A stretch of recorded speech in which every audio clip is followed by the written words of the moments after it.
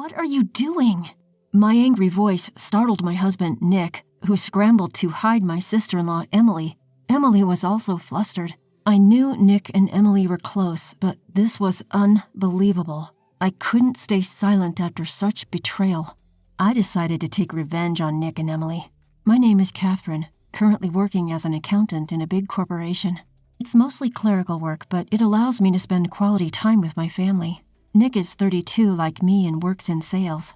Our daughter, Lily, is in the 1st grade, and she's such a good and obedient child. I met Nick at a social gathering through mutual friends. He was very straightforward in his approach, so I relented and we started dating. His kindness and sincerity made me feel safe, and I started considering marriage. He felt the same as well, so we got married after dating for 6 months. This was the peak of my happiness. However, there were some things about Nick that felt odd. When I went to visit my in-laws, Nick mostly spoke with Emily and ignored me. I thought they were just close siblings, but their closeness was abnormal. The decisive event that sparked my disdain occurred on the night of our wedding ceremony. After consuming a lot of alcohol, I was lying in bed feeling incredibly happy when Nick cuddled me. I am so happy. So am I. I decided to marry you the moment I saw you, Catherine. Why is that? Because you resembled my beloved sister. Hearing this, I froze. He didn't seem like he was joking because he was drunk. He was severely infatuated with his sister.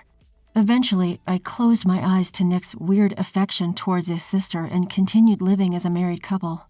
However, it still irritated me at times. He prioritizes his sister over me, and even over our daughter, Lily. Lily hasn't noticed this about Nick yet, but I believe she eventually will. And when that happens, I'm worried about her getting hurt. One day, unusually, Nick came home drunk.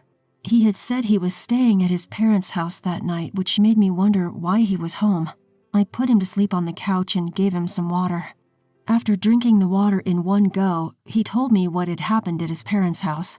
Emily's getting married. Really? Yeah, she was dating someone behind my back. Saying this, he lay back down on the sofa like he was defeated.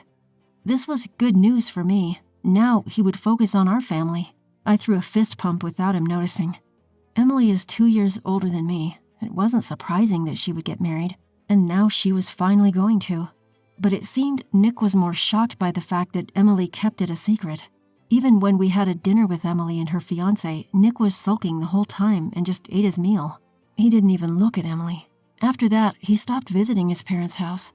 Thanks to this, he started spending time with me and Lily. Lily seemed genuinely happy to be able to play with Nick.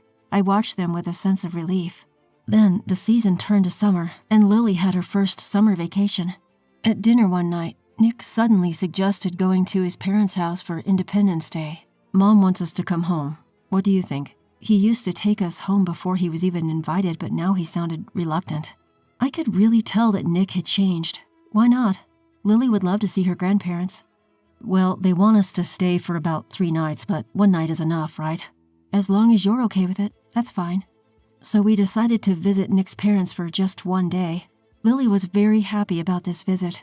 Nick's parents live a bit far in a place rich in nature. Here, Lily can run around to her heart's content. Lily loves physical activities, so the countryside might suit her well. We packed our bags and headed for Nick's parents' house, which was about an hour and a half away. When Lily and I arrived at the house, Nick's parents greeted us. "Oh, thank you for coming today. You must be tired. I've prepared some tea. Please have some." As we headed into the living room, there was Emily. "Catherine, long time no see." "Long time no see, Emily." As I greeted her, Nick just sat down without saying a word to Emily. It seemed their relationship had really soured. I didn't plan to say anything about it. Then we all, including Lily, had some snacks and tea while chatting. As the conversation between grown-ups continued, Lily, perhaps bored, expressed her desire to play outside. When I was about to accompany her, Emily intervened. "Let me play with you, Lily." Lily nodded energetically and went outside with Emily. Then the pleasant mood changed abruptly. Nick's father started with a serious look. "Catherine, Nick is the eldest son of our family." I instantly understood what he was trying to say. After all, it's meaningless to have him married if we don't have a grandson. Nick's family valued and honored their old lineage and their family history. When New Year's comes around, a decent number of people gather to exchange New Year's greetings. such old customs still remain. Perhaps that's why Nick's father's mindset is stuck in the 80s. I understand, but children are gifts from above. We can't choose whether they're boys or girls. If it seems unlikely, I think we should consider having Nick remarry. What is this, some old-fashioned mindset? Do I have to get divorced because I can't bear a son? I couldn't believe that Nick's father was suggesting such outrageous ideas with no hesitation. I looked at Nick. Nick, the one in question, was just playing with his phone as if he had nothing to do with the situation. Hey, why don't you help me out of this situation?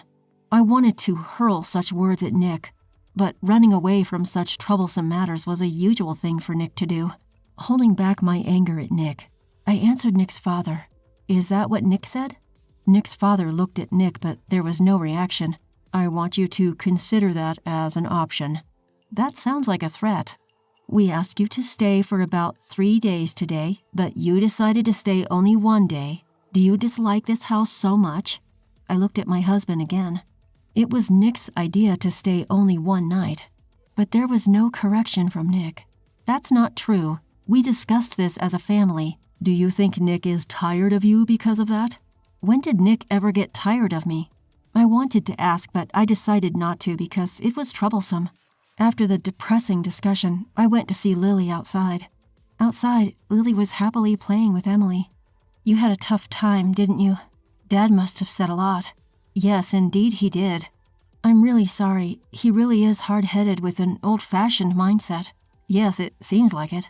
Is Nick in his room? Emily asked timidly. He might be. I'm not sure. Are you two not getting along well right now? It's my fault for not telling him about my marriage. Why didn't you tell him? Emily paused to think for a moment before quietly muttering, because it would make Nick sad. I found Emily's words hard to believe. I couldn't help but sense an unusual discomfort, different from just being close siblings. I'm going to head back home now. Oh, okay. Thank you for everything with Lily. Emily said goodbye to Lily and disappeared into the house. I regained my composure and played with Lily. When Lily expressed her desire to go into the woods, I decided to take her. I wanted to be away from my in-laws for a while. I walked hand in hand with Lily, the words of my in-laws echoing in my mind. I wondered if I would have to deal with them in the future. My husband has always had a habit of avoiding trouble. That's why he was fiddling with his phone, even as I was verbally abused by my father-in-law. He wouldn't stand up for me. As I thought this, tears welled up in my eyes. I wiped them with my hand, careful not to let Lily notice. In doing so, I unintentionally loosened my grip on Lily's hand.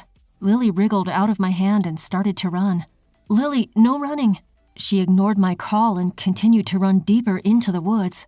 When I ran after her, she must have misunderstood it as a game of tag and ran even further away. Watch out! I spotted a large rock in Lily's path and called out to her. But Lily didn't notice and tripped over the stone, falling down.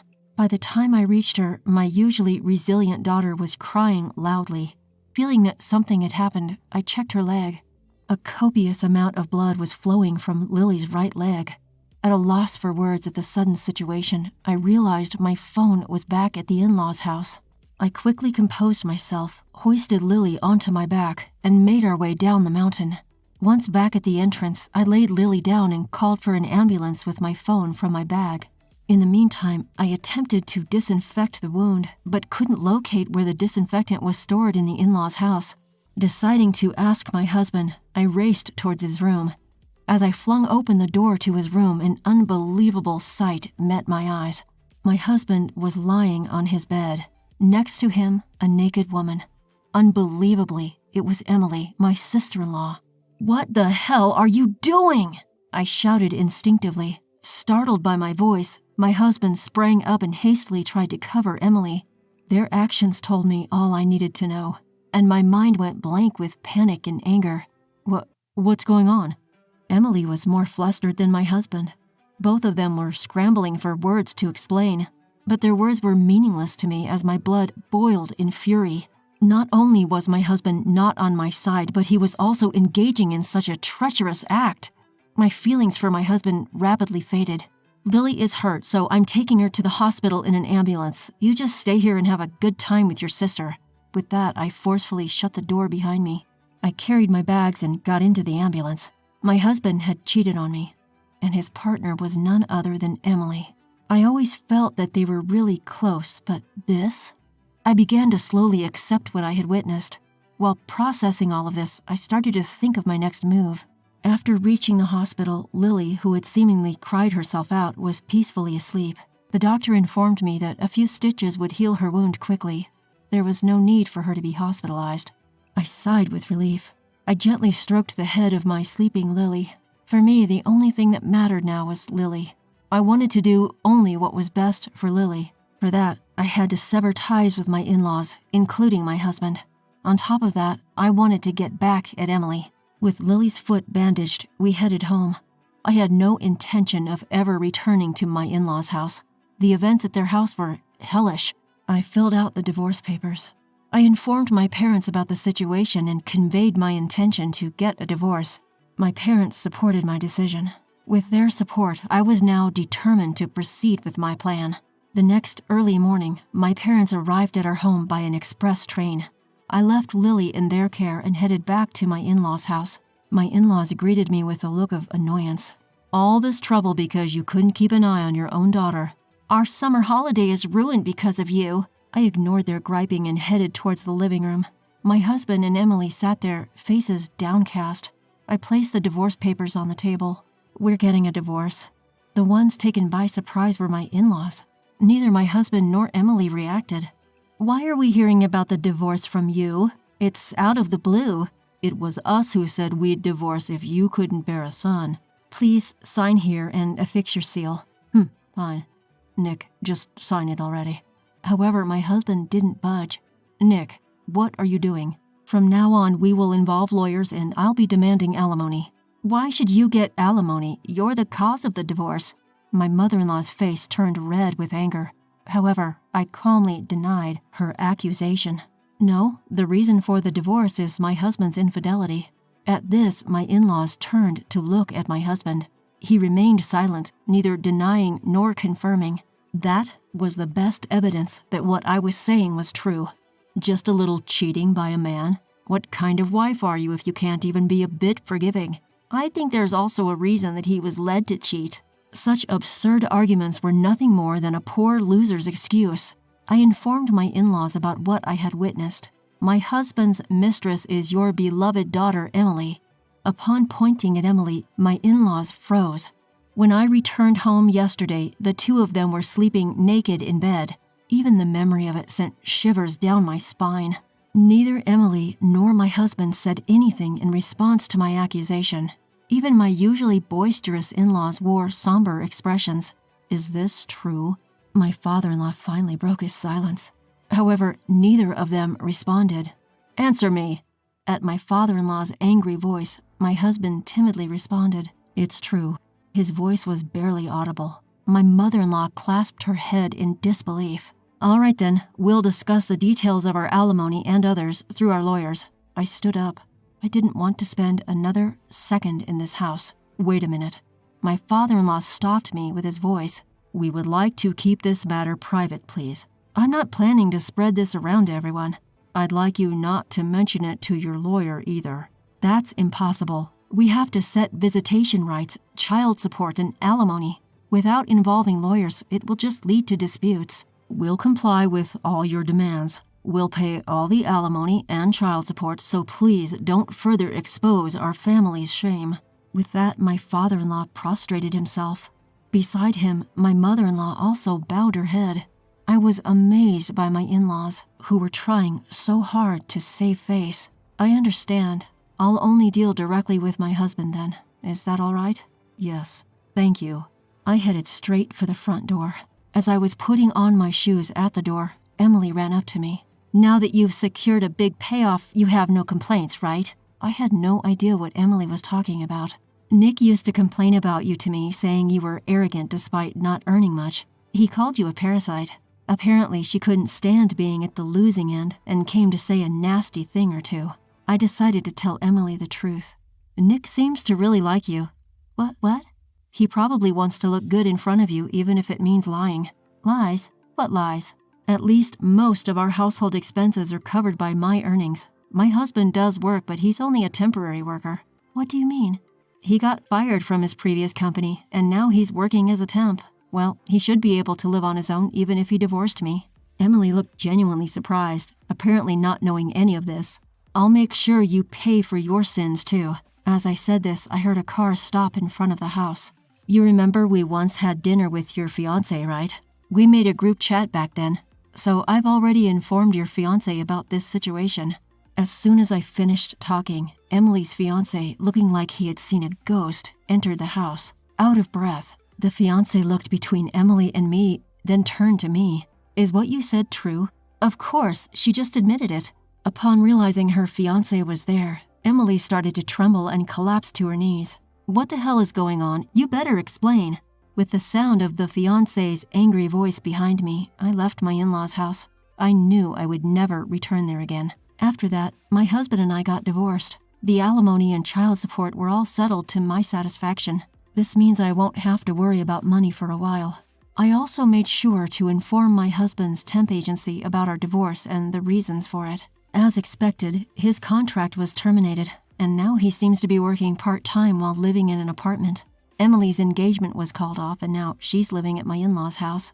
Initially, they planned to kick her out, but decided to keep her there to ensure she and my husband never meet again. Thanks to my husband's leave, I was able to get rid of his bad debt and am now able to enjoy a relaxed and peaceful life with Lily in our apartment as before.